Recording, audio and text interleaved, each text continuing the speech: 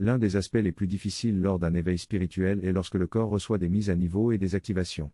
Aujourd'hui, je vais expliquer les meilleures façons de apaiser notre système nerveux et de l'aider à se détendre pendant qu'il reçoit ces mises à niveau intenses.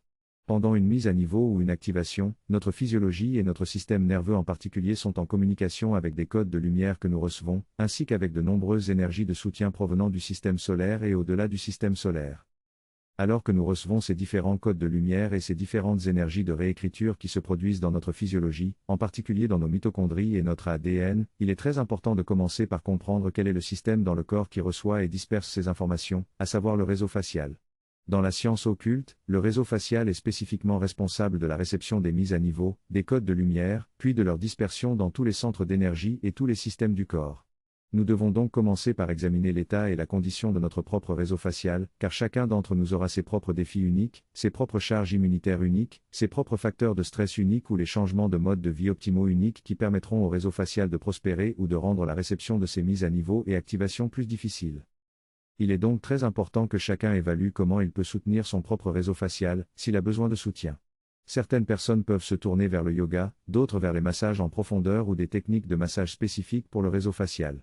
D'autres encore peuvent se tourner vers la thérapie crânio-sacrale ou la libération myofaciale. Chaque personne est différente et a son propre état unique du réseau facial. C'est donc le premier endroit où commencer pour recevoir ces mises à niveau et activations tout en étant aussi doux que possible pour le système nerveux.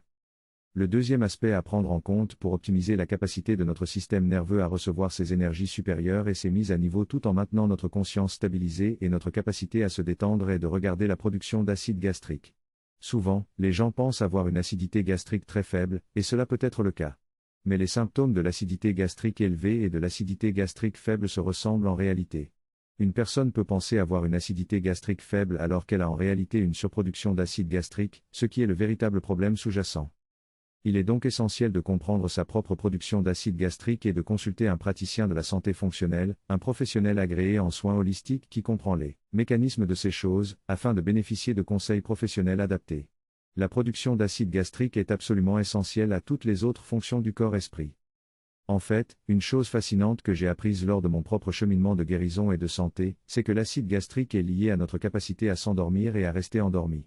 L'acide gastrique joue donc un rôle crucial lorsque nous cherchons à optimiser la capacité de tout notre corps à recevoir ces mises à niveau tout en restant dans un état stable. Un autre domaine essentiel à examiner et dont nous devons être conscients est notre axe HPA, hypothalamus-hypophyse surrénale. L'axe HPA est spécifiquement lié à notre réponse au stress. Lorsque nous recevons ces mises à niveau dans notre champ énergétique, cet axe HPA peut être particulièrement stimulé, voire surstimulé, ce qui le rend difficile à réguler. L'axe HPA est censé réguler tout notre corps-esprit. Il existe une catégorie spécifique d'herbes appelées adaptogènes qui sont destinées à tonifier ou renforcer l'axe HPA. Il peut être intéressant d'étudier si l'un de ces adaptogènes peut nous aider. Selon certaines écoles ésotériques, d'autres éléments à prendre en compte sont les graisses saines, le carburant oxygène et glucose, le soutien minéral et les émotions piégées. Les graisses saines soutiennent grandement le système nerveux, tandis que le carburant oxygène et glucose est considéré comme essentiel pour le système nerveux dans certaines traditions mystiques. Le soutien minéral est également crucial, car beaucoup de personnes en bénéficient. Enfin, les émotions piégées peuvent devenir épuisantes lorsque le corps reçoit des mises à niveau et des activations. Elles doivent être traitées émotionnellement, pas seulement cognitivement. Des pratiques somatiques, comme la respiration consciente ou le travail sur l'enfant intérieur, peuvent être très importantes pour intégrer ces aspects émotionnels. Il est également important de reconnaître que le champ électromagnétique de la Terre subit des changements intenses, à la fois organiques et synthétiques.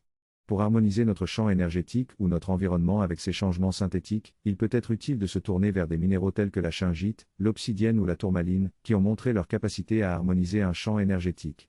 Cependant, il est essentiel de rechercher l'harmonie plutôt que la défense, afin de créer de la résilience dans notre champ énergétique. En outre, pour soutenir les changements positifs qui se produisent dans notre champ énergétique et sur la Terre, la mise à la Terre est essentielle. En développant une pratique personnelle d'enracinement, nous pourrons recevoir les codes de lumière, les mises à niveau et les énergies d'ascension tout en restant dans un état stabilisé et incarné. Il est crucial d'être incarné lorsque nous recevons ces mises à niveau, car souvent, elles peuvent disparaître si elles ne sont pas intégrées dans toute notre structure cellulaire, notre modèle éthérique, notre complexe corps-esprit dans son ensemble. L'incarnation est donc un mot à la mode dans la communauté spirituelle, car elle nous permet d'atteindre un état stabilisé et durable dans l'ensemble de notre complexe corps-esprit, essentiellement vers l'illumination. En conclusion, lors d'un éveil spirituel et de la réception de mise à niveau et d'activation énergétique, il est important de prendre soin de notre système nerveux et de soutenir notre corps dans ce processus. Nous devons examiner et soutenir notre réseau facial, notre production d'acide gastrique, notre axe HPA, ainsi que notre équilibre émotionnel et notre harmonie avec les changements énergétiques. La mise à la terre et l'incarnation sont également essentielles pour se voir et intégrer pleinement ces énergies supérieures. En prenant ces mesures, nous pouvons favoriser un éveil spirituel fluide et équilibré tout en maintenant notre bien-être général.